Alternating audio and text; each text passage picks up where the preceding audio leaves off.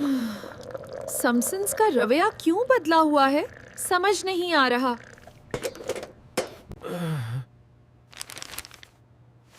इस शहर में ये क्या हो रहा है? मिस्टर ब्रिन्स शहर के बाहर एक वेस्ट डंपिंग मंसूबा शुरू करना चाहता है। डैड, इसका असर सीधा स्प्रिंगफील्ड पर पड़ेगा। अगर प्रोजेक्ट अप्रूव हो गया तो कॉस्ट कम हो जाएगी, चाहे शहर को कुछ भी हो। काम को तेजी से जारी रखो, वक्त बहुत कम है। As you can see on the chalkboard, solving for x requires PEMDAS. This will be on the midterm exam.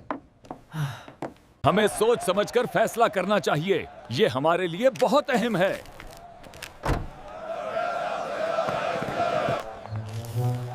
हम सबको मिलकर तरक्की के लिए मेहनत करनी होगी, कोई रुकावट बर्दाश्त नहीं की जाएगी। Thank you, and may development bless our city. ये प्रोजेक्ट स्प्रिंगफील्ड को धीरे-धीरे बर्बाद कर देगा।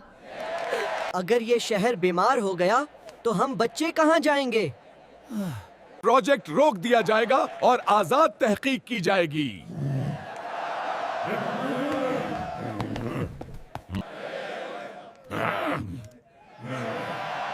हम ये फैसला पसंद नहीं करते, लेकिन हमें इसे बर्दाश्त करना होगा।